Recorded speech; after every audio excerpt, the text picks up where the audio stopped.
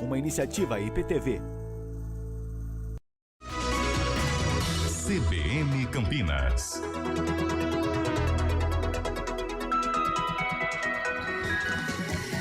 Uma realidade levanta muitos questionamentos sobre as condições de trabalho dos professores no Brasil. Um levantamento da organização Todos pela Educação revelou que a quantidade de docentes contratados apenas de forma temporária nas redes públicas não para de crescer. Eles recebem salários menores, têm menos benefícios e vivem sob constante incerteza. A Vanessa Teberga está há 20 anos na rede estadual de São Paulo. Mesmo com toda essa trajetória, ela continua trabalhando como temporária, sem direitos básicos como convênio médico e fundo de garantia, além de enfrentar a instabilidade do cargo. Tem várias dificuldades, né? Nós não temos garantia da escolha de salas nos anos seguintes. O nosso contrato entra no início do ano em interrupção de exercício, onde a gente só pode fazer aulas eventuais, aí passa pelo processo de atribuição de aulas, até que se consiga uma nova sala de aula. Porém, não há garantia nenhuma se vai conseguir, nem quando vai conseguir. Se eu pegar uma sala livre, eu vou até janeiro. Se eu pegar uma sala em substituição e a titular voltar em dezembro, aí já não recebo as férias. Então é uma série de incertezas. O estudo do Todos pela Educação, divulgado no Anuário Brasileiro da Educação Básica, mostra que esse quadro se agravou na última década. Em 2014, 27,5% dos professores da rede estadual eram temporários. Já no ano passado, esse número saltou para 52,6%. Ou seja, hoje em São Paulo, a maioria dos professores da rede estadual não é concursada. Segundo o Sindicato dos Professores da Rede Estadual, esse crescimento expõe um processo de precarização da carreira docente, como conta a Solange Pozuto, coordenadora da POSP Regional de Campinas. O último concurso foi em 2023 e o governo deveria chamar 100 mil professores e professores e até agora ele chamou 22 mil. Vai precarizando o trabalho, vai terceirizando algumas áreas da educação, privatizando, e isso, ao ver do governo, é mais vantajoso do que ter o professor e a professora efetivo. Mas para nós não, para o processo de ensino-aprendizagem, para a garantia, né, dos direitos das crianças, dos jovens, teria que ser professores e professoras efetivos. A contratação temporária é importante para evitar que alunos fiquem sem aula quando há falta de professores ou demora em repor vagas. Mas o excesso desse tipo de vínculo fragiliza não só a carreira docente, como também a qualidade do ensino. Especialistas como Ivan Gontijo, gerente de políticas institucionais do Todos pela Educação, alertam que os maiores prejudicados são justamente os estudantes que mais precisam de atenção. Como os professores temporários, em média, eles acabam dando aula em mais de uma escola, porque eles pegam cargas horárias mais fragmentadas, né? Isso em média, não necessariamente se aplica a todos os casos. Eles têm mais dificuldade para se desenvolver profissionalmente, para conseguir fazer a formação continuada no horário de trabalho. Mas, em média, os professores temporários, eles são alocados nas escolas mais desafiadoras. Eles estão atendendo, de modo geral, os alunos que mais precisam do apoio do Estado. Então, de fato, são professores que estão submetidos, não por culpa deles, mas por culpa do desenho da política pública, a condições de remuneração, de carreira, de trabalho muito mais desafiadoras. Você não tem a continuidade do trabalho, né? O professor e a professora não consegue dar uma continuidade no seu trabalho na escola. Não consegue. Então você vai para uma outra comunidade, para uma outra escola, você não consegue dar essa continuidade para o trabalho. Então vai prejudicando o processo de ensino-aprendizagem, além do trabalho do professor e da professora. Então a gente tem até um adoecimento da categoria. Isso é um desafio, então São Paulo tem dois movimentos importantes de serem feitos. O primeiro é ampliar a quantidade de concursos públicos, fazer com mais frequência, para tamanhos maiores, para cargas horárias maiores, e ao mesmo tempo também seguir qualificando o processo de seleção dos professores temporários, porque no final os professores efetivos e temporários estão atendendo os mesmos estudantes e precisam ter boas condições de trabalho, de remuneração, para que esse atendimento seja feito da melhor forma. Em nota, o governo do estado afirmou que São Paulo tem hoje cerca de 107 mil professores efetivos, o que representa 53% do total. O dado difere do anuário, que foi fechado com números do ano passado. Mesmo assim, especialistas reforçam que o percentual de temporários segue muito alto e que o ideal seria que não ultrapassasse 30%. De Campinas, Lucas Neri. E aí tem todos esses desafios e mais ainda, né?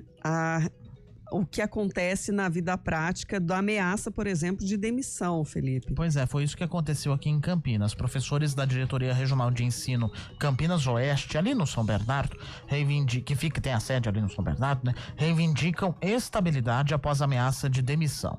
Os cortes afetariam um programa de estímulo à leitura e outro de inclusão digital. Os desligamentos teriam sido comunicados na sexta-feira aos docentes que cuidam das salas de leitura e do PROAT, o projeto de apoio à tecnologia da informação. Na terça-feira, data em que eles teriam o vínculo profissional encerrado, eles realizaram um ato em frente à sede da Diretoria Regional de Ensino Campinas Oeste, na Vila São Bernardo.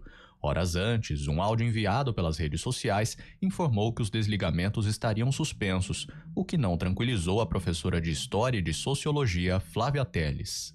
Então a gente recebeu esse comunicado, assim, surpreendendo vários professores e deixando os professores, assim, diretamente desempregados na rua, sem saber como vão sustentar suas famílias, né? Vários professores, para conseguir assumir esse cargo, esses dois cargos, tiveram inclusive que largar suas aulas para poder assumir esses cargos, porque era uma exigência para fazer isso, e aí de repente receberam a notícia do dia para a noite de que estariam demitidos. Apesar do recuo, os professores demonstraram preocupação com a situação incerta e organizaram uma manifestação em frente à sede da Diretoria Regional de Ensino. O professor Hamed Bittar, que é diretor regional da subsede da APOESP Campinas, diz que a categoria exige, pelo menos, a confirmação de que os empregos vão ser mantidos até o final do ano. Para a gente ter um parecer, talvez ali por escrito, que qual é o grande problema, né? A pessoa se organiza financeiramente, a logística até o final do ano, e de repente você tira ele da sala de aula, daquele projeto que ele está desenvolvendo, então isso desagrega, né? Desestrutura totalmente esse professor e essa professora.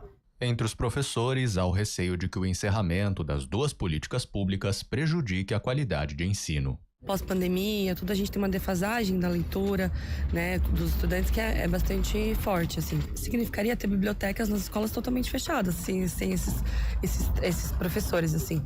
Os PROATs, eles cumprem um papel de auxiliar os professores no uso das tecnologias. Hoje, no estado de São Paulo, tem uma pressão muito grande pelo uso das plataformas digitais.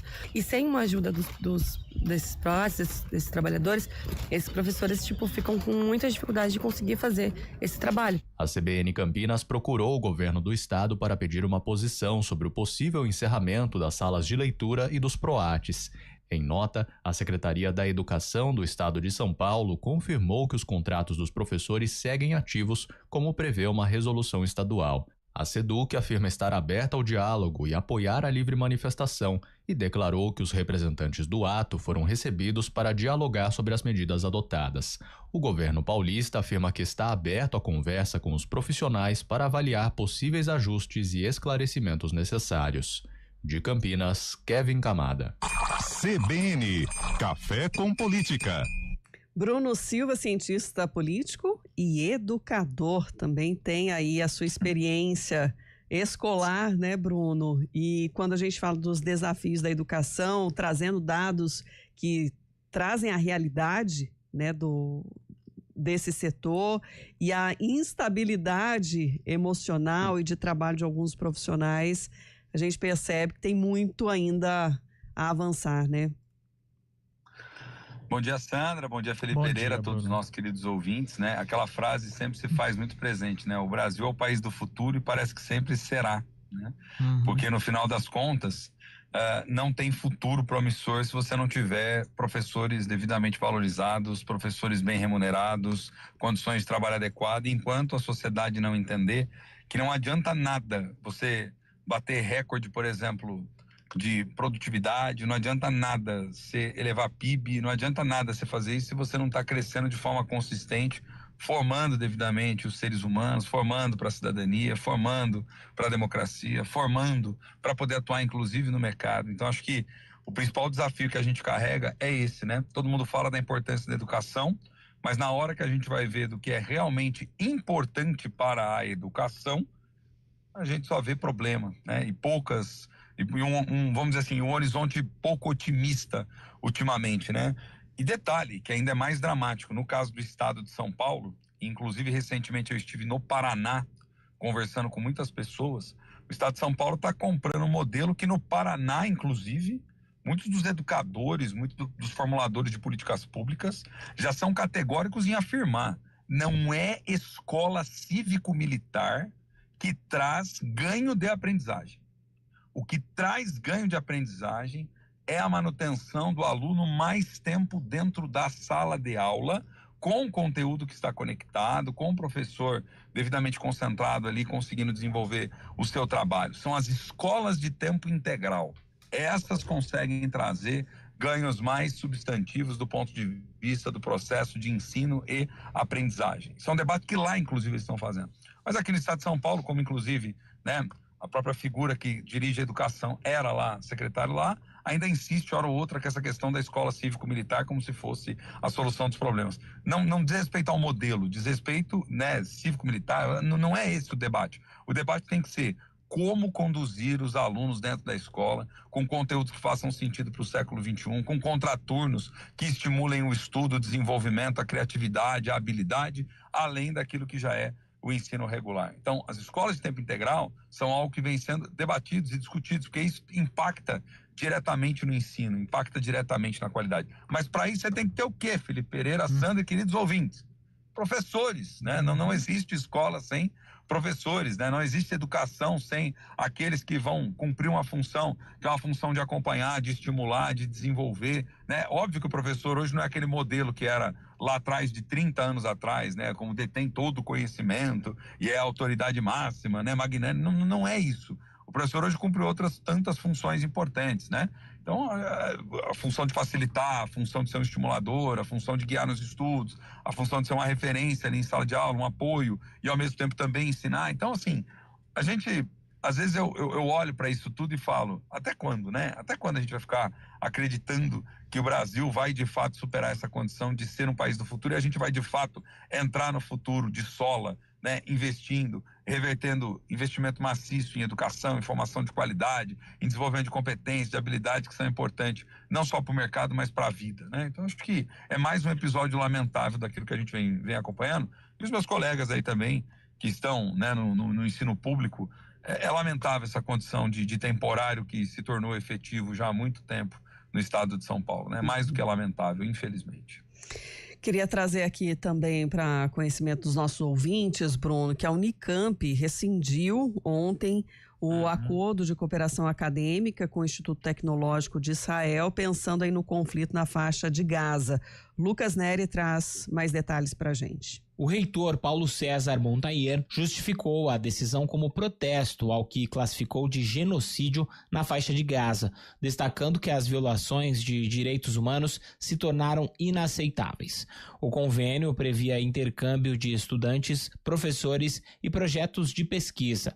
A medida, segundo o reitor, acompanha a posição do governo brasileiro e de outras universidades internacionais contrárias ao conflito. A reitoria da Universidade Estadual de Campinas, Unicamp, em consonância com os diferentes setores da nossa comunidade, determina providências para o rompimento unilateral do único acordo de colaboração vigente com a instituição universitária de ensino e pesquisa israelense. Encaminhamos, portanto, naquele momento, a Diretoria Executiva de Relações Internacionais adere para as devidas providências. Durante o dia, estudantes acamparam na reitoria para pressionar pelo rompimento. A Faculdade de Educação já havia aprovado uma moção de repúdio às ações israelenses.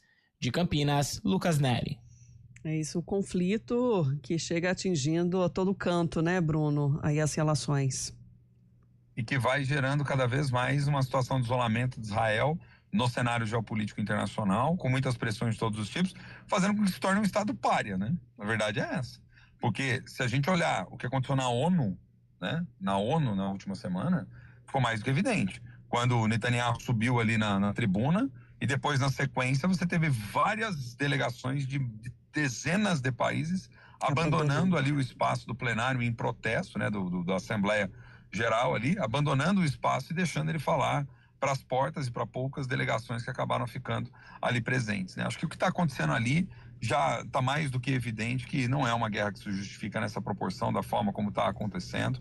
Também não se trata de entender ou de achar que nessa briga é uma briga de mocinhos e bandidos. O que há é um problema do terrorismo que é real na região, que precisa ser enfrentado. O Hamas é um grupo terrorista, isso não tem novidade nenhuma até aqui, mas não dá para criminalizar o povo palestino achando que todo mundo ali é terrorista. Acho que esse é que é o grande absurdo disso tudo. E o que o Netanyahu está fazendo em pleno céu aberto ali em Gaza é justamente isso, é um extermínio étnico, goste ou não goste, defenda Israel, não defenda Israel, não importa. A questão é, o Estado é uma coisa, o governo é outra, e o governo atual de Benjamin Netanyahu está levando adiante uma política de dizimação de povos e não avança em absolutamente nada para tentar, pelo menos, se não pacificar a região que historicamente sofre com vários conflitos, pelo menos tentar abrir um acordo para poder começar uma pacificação imediata a fim de poder evitar as cenas horrorosas que a gente tem assistido dali, né? E detalhe, isso também inclusive já lançou luz, né, Sandra? Não só sobre esse problema local, porque o que a Unicamp está fazendo é dar mais uma sinalização seguindo o que muitas instituições e muitos lugares estão fazendo como medida de retaliação em relação ao que Israel tem promovido neste atual governo. Mas um detalhe que eu acho importante dessa história toda, né? O próprio Conselho de Segurança da ONU, né, na figura dos Estados Unidos, é que vem colocando o maior embrólio dessa história toda para poder avançar numa negociação. E isso, obviamente, torna o equilíbrio de forças, né, o equilíbrio de poder, ainda mais delicado e complicado do que a gente já está observando hoje em dia. A gente sabe que a região é um barril de pólvora, a gente sabe que é problemático, mas não dá para naturalizar e achar que é normal esse tipo de lógica de extermínio. É genocídio que está acontecendo ali, não tem a menor dúvida. Bruno Silva, ficamos com essa reflexão para o nosso dia e contamos com você também amanhã aqui. Combinado, gente. Um abraço grande para você, Sandra, Felipe Pereira, os nossos queridos ouvintes, né? Um abração, até mais. E, aliás, só deixar um parabéns aqui para a Rede CBN, né? E também para a CBN Campinas, que, como eu já ouvi logo nas primeiras horas da manhã, mês que vem, né, Felipe Pereira? Fazendo aniversário também, né, Campinas, né? Então, vamos de aniversário em aniversário. Agora é comemoração. Outubro, comemoração da Rede, novembro, Campinas, dezembro, Natal, e aí só vamos, né, Felipe? Já emenda esse resto de ano já. Já emenda esse restinho de ano aqui. E hoje é aniversário da IPTV também. Também, aniversário da IPTV Campinas. IPTV, verdade, IPTV, verdade. Parabéns aí, parabéns a todos os profissionais da comunicação e todos envolvidos nessa árdua tarefa de levar informação. Boas comemorações. Até mais, Até amanhã, Bruno.